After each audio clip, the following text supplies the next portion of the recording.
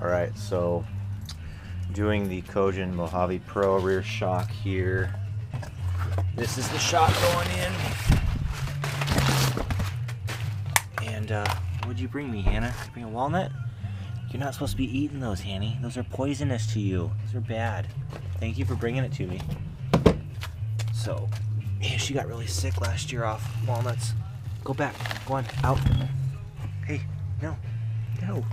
No walnuts for you. Go on. No walnuts. Ooh, nice, huh? So, alright, let's see if I can do this without dropping it. So this is the shock, the replacement shock. Set that down right there. No, Hanny, come on, out, go on. Go, back up, go. Alright, bike tear down, take the seat off, well, take the side covers off, take the seat off, and then what you're going to want to do is take this bracket off here. You're going to want to take off this bracket here. You're going to take these hoses, unattach them from basically this and here, these two, and then I actually unhooked them from here too, and they basically run, the bottom goes all the way through the bottom out to here, and the top one goes through to this one right here, so they're kind of parallel each other. So once you get them, I just pinned them away like that with the zip ties, just keep them from my way, because you got to get those out so you can pull the airbox out. I undid the clamp for the intake to the carb, undid this one, and then undid that so you can squeeze it away, pull that airbox out. You got this hose to unhook here on the side, on the front side of the airbox, 2 bolts here holding the airbox on, and then this hose is on the face of the airbox, and then there's this one who's holding the airbox as well. So once you get those undone, what you can do is take the airbox out through here, and then I took that off, the plenum to go to the carb off, and so set those aside. And then once you're at that stage, you don't have to do anything to the battery case. That doesn't have to do anything. Don't do anything. Take that off at all. So once you get this off, what you want to do is get your shock, your wrench, so you can loosen these up. So you know, because the shock has preload, so it's already being squeezed. So when you undo these bolts in here, the shock, even though the suspension, I have this up in the air, and you know the suspension is at full extended, that shock is still under tension. It's still being squeezed by preload. So take your wrench and you know, your shock wrench, there's a special wrench for this, and undo this and undo this one up until you have them both completely away from the shock. I just did a little bit. See, this shock is now loose in here, so now there's no tension on this, so you're not going to gall the threads pulling this out.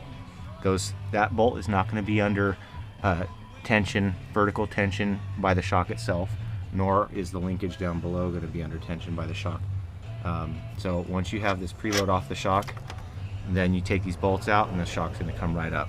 So I'll go ahead and do that, and I guess the next video will be of the shock installed. So all into it. I've been kind of dinking around out here with the dog and pouring myself a drink and watching Caddyshack and listening to some music. So I've been out here for about an hour, you know, not really thrashing on it too fast, just taking my time and you know, just spending time in the garage. And Nanny, what are you doing? Come here. Come here. Something you got more walnuts, don't you? Don't you? So, all right. Next video, come on, back up. Hey, back up. Back. Come on. Next video is going to be, like I said, of this installed, and I'm not really going to do an install video. I'll just do an install video of. Nah, I guess not an install video. It's going to be a ride review next to come.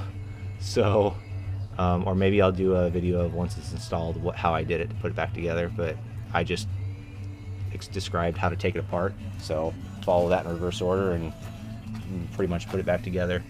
But next video to come will be a ride review, I guess. So this bad boy right here. So excited. This thing is a work of art. It surely is beautiful to behold. It's an Öhlins shock. This is a Cogent Dynamics Mojave Pro rear shock.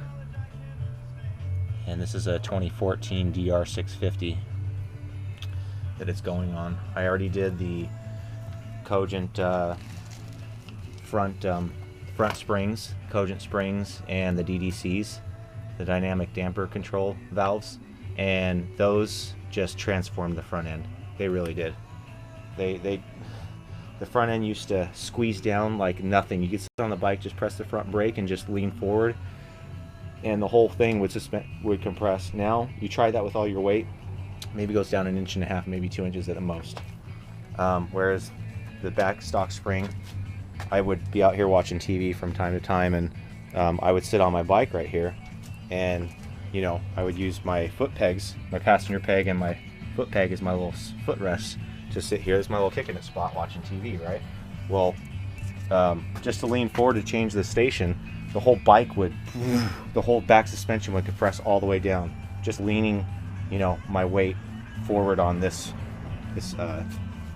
passenger peg on the stock shock. So I want to see how it does after that too, because that really hit it home after I did the front, how bad the back still was.